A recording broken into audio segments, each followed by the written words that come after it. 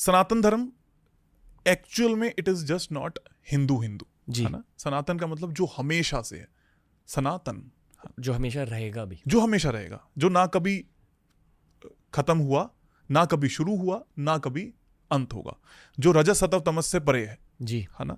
आप जानते हो 3 चीजें हैं, रजस जी। सतव और तमस। आप, मैं, फूल, पौधे, कप्स, ये 3 चीजों में डिवाइडेड है एज पर श्री कृष्ण। एक रजस, एक सतव और एक तमस।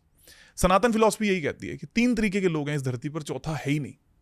3 ही तरीके की माइंडसेट्स हैं, एक क्रिएटर है, एक सस्टेनर है और एक डिस्ट्रॉयर है। वाह। सुबह आप उठते हो, आप उस वक्त क्रिएटर हो।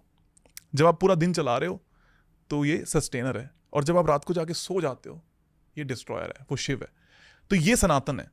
सनातन हमें ये बात बोलता है कि 2 चीजें हैं इस पूरी पृथ्वी पर, एक है पुरुष, एक है प्रकृति। पुरुष का मतलब नॉट मेल, पुरुष जिसको चेंज नहीं किया जा सकता, जो बदलाव नहीं ला सकते। फॉर एग्जाम्पल, आप एक सर्टेन हाइट को अचीव करने के बाद, एक सर्टेन शक्ल को अचीव करने के बाद आप चेंज नहीं हो सकते, आपके जीन्स चेंज नहीं हो सकते, आपका ब्लड ग्रुप चेंज नहीं हो सकता। ये सब पुरुष है।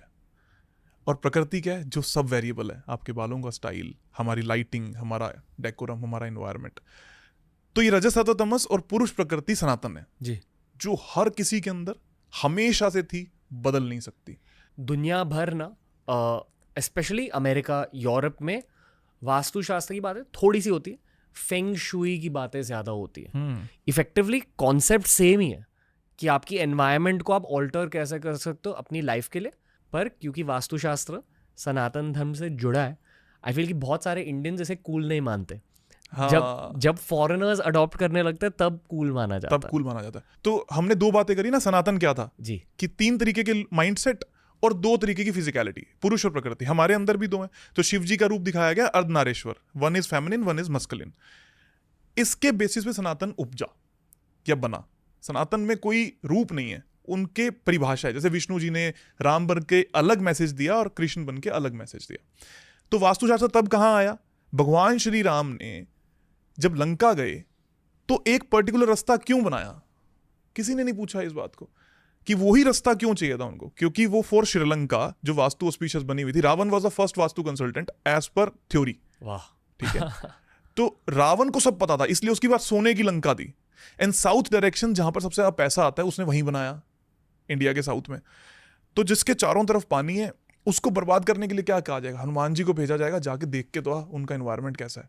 हनुमान जी गए, जाकर देख के आया, यार यहाँ पर ये रखा है, यहाँ पर ये रखा है, यहाँ पर ये रखा है। हनुमान जी वापस आते, क्या किया जाए? तो एक रास्ता ऐसा बनाते हैं जो इंडिया के लिए प्रॉफिटेबल हो और उसके लिए शत्रु से हानि का रास्ता हो।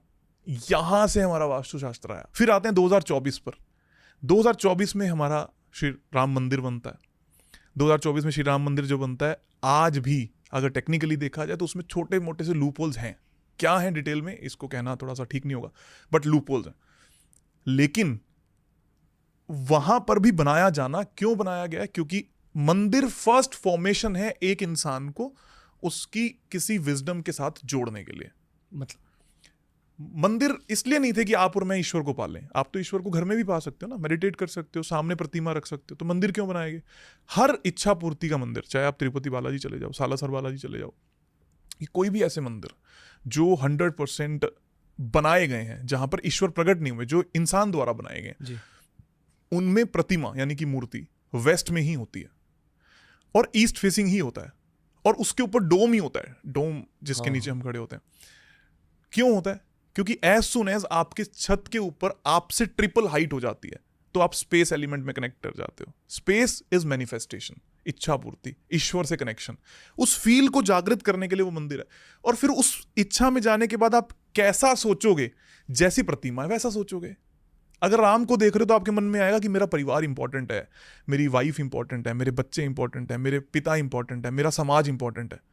तो एक अच्छी गवर्नेंस को या अच्छी गवर्नमेंट को रूप देने के लिए श्री राम मंदिर इंपॉर्टेंट है। ये 2024 का सनातन है।